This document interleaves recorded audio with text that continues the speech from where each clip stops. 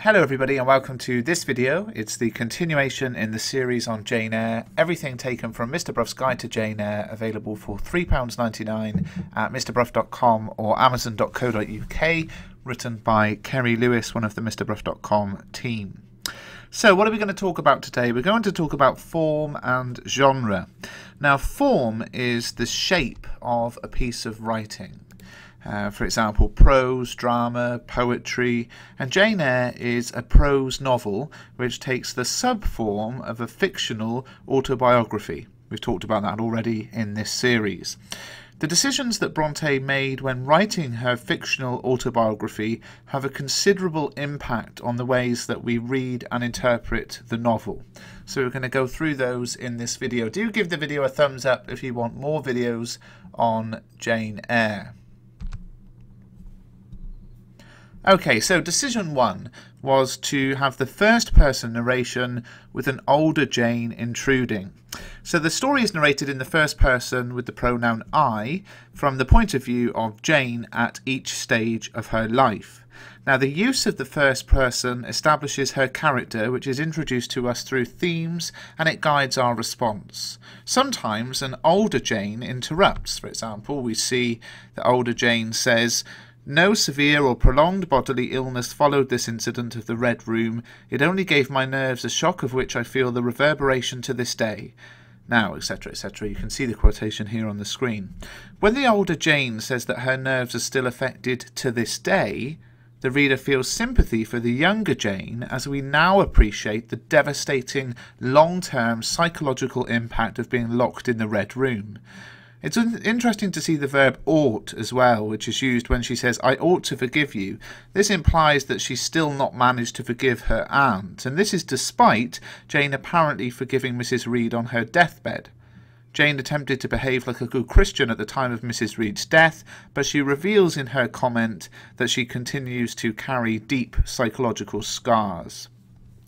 The second decision is the shift from past to present tense. At the beginning of chapter 11, Jane shifts from the past to the present tense when she describes her surroundings at the George Inn at Millcote. The large-figured papering on the walls as inn rooms have, such a carpet, such furniture, such ornaments on the mantelpiece, such prints. Now, the present tense and long list slows time down.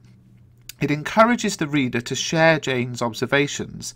The repetition of such adds a sort of rhythm where we can imagine Jane being lulled into drowsiness by a warm fire after her cold, long and tiring journey.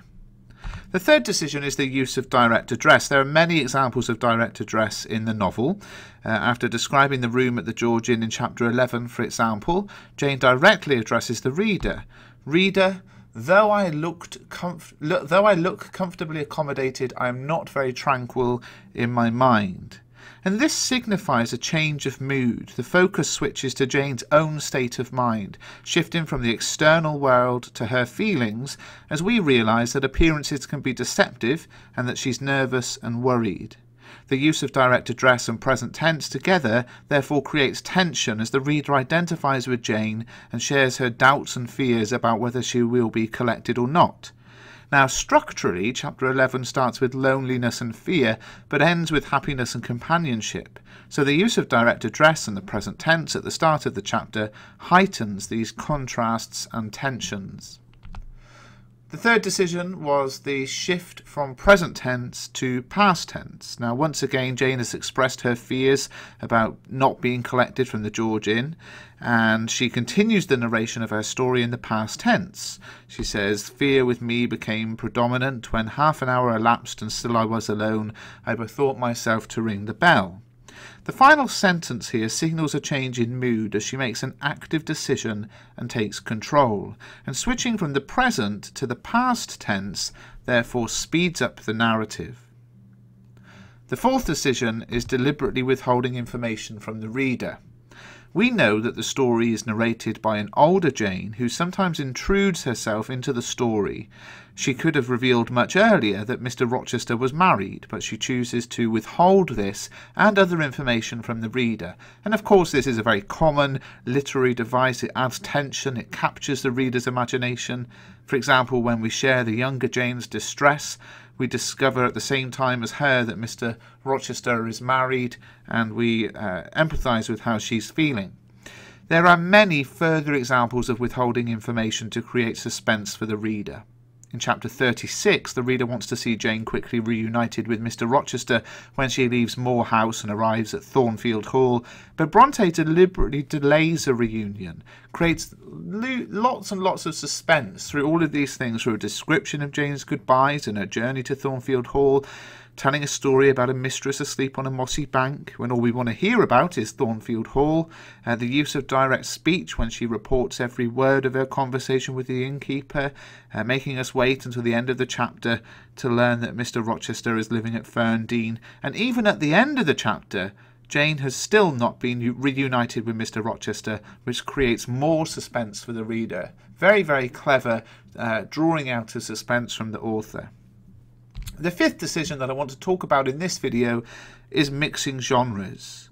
Now, by simply just glancing at a text, we can immediately see that it's prose, poetry or drama, and that's called the form of a text. Genre is a category of writing, for example, tragedy or comedy, and we need to read the text to learn its genre. Genre is closely linked to form, as it tells us more about what to expect in the content of the writing. But Bronte employs a mixture of genres in this novel. The first is Bildungsroman, the coming-of-age story, a German word that translates as education and novel.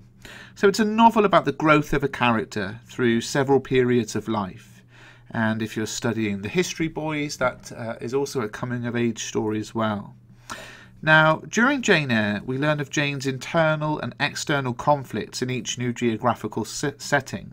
We can track her development by how she manages these conflicts, and the points in the next couple of paragraphs that I'm going to talk to you about are discussed in more detail in the ebook. So make sure you pick up a copy of the ebook because it contains lots more information that is never going to be in this video series. When we first meet Jane at Gateshead, she's an outsider because of her status as a penniless orphan and dependent on her Aunt Reed. She's unable to control her passionate temper and she rebels against her cousin and aunt. She has external conflicts with her family and internal ones when she thinks she can see her uncle's ghost in the Red Room. Under the influence of the positive female role models of Miss Temple and Helen Burns at Lowood School, Jane learns to control her passions. 8 years later, she's working as a governess at Thornfield Hall, where she falls in love with Mr. Rochester. Now, Jane's lower social status leads her to feel unworthy of Mr. Rochester. With her plain appearance, she also feels inferior to the beautiful Blanche. And these internal self-doubts are paralleled by the external tensions surrounding the mysteries of the laughter. Grace Poole, Mr. Mason after he's been attacked, Bertha Rochester tearing Jane's wedding veil in half. Even when she agrees to marry Mr. Rochester, she feels uncomfortable with him lavishing gifts on her, resulting in more and more internal conflict. Still further conflict is created when she learns that he is married and she refuses his offer to become his mistress. In the Moor House chapters, Jane suffers internal and external conflict when she becomes a beggar. As a schoolmistress, she has concerns about dropping in social rank. And at the end of the Moor House chapters, a huge amount of emotional and spiritual conflict is created by St. John with his marriage proposals and cold ways. Jane almost rejects her own passions and accepts his proposal, but her supernatural connection with Mr. Rochester makes her realise that she must marry for love. We have emotional conflict when we learn when she learns that Rochester Hall is burnt down and she does not know if Mr. Rochester is still alive. And finally, we have the famous lines, "Reader, I married him," which shows that Jane actively makes choices and has become, for the time being at least, the dominant partner in the relationship.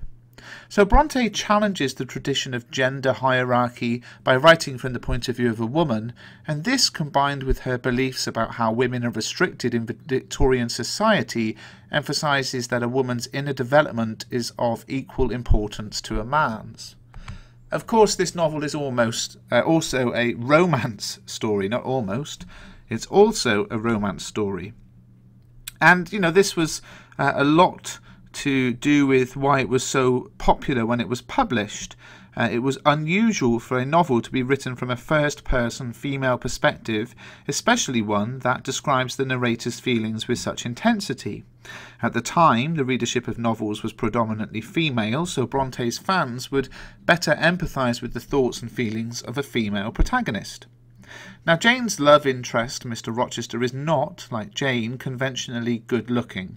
However, with his dark face, stern features and heavy brow, he resembles a Byronic hero, a type of character named after the English romantic poet Lord Byron. A Byronic hero is a flawed hero, dark, mysterious, moody, rebellious, arrogant, brooding, passionate. And by depicting Mr. Rochester as a Byronic hero, not only Jane but also many of her readers would be attracted to him. Typical characteristics of the romance genre are that two people fall in love with each other, there's an obstacle, they overcome the obstacle, and they live happily ever after. Now in Jane Eyre, the obstacle is Bertha Rochester. She dies in a fire, so Jane and Mr. Rochester can now marry and live happily ever after. Obviously that's a very simple summary, and it doesn't fully explore many important elements of the genre, but that's one of the ways we can see this novel as an example of a romance novel. And finally, of course, the Gothic novel. The Gothic genre combines romanticism with fiction and horror. In Gothic literature, characters usually include a virtuous orphaned heroine who faints a lot and a murderous villain with terrifying eyes. Tales are set in the past, often in remote foreign castles or monasteries with secret subterranean passages. You should expect to encounter a vampire, a ghost, or a monster. The weather is often horrible and there's going to be lots of melodrama. Now, this genre was very popular in the Romantic movement, but by the 1840s it had begun to decline due to an increasing appetite for more socially realistic novels. And Bronte's success here was her ability to combine elements of realism with Gothic melodrama. Her orphaned heroine, for example, does not faint at the sight of blood, and these elements are described in more detail in the ebook. Well guys, I hope you found this video useful. Please do give it a thumbs up and subscribe to the channel.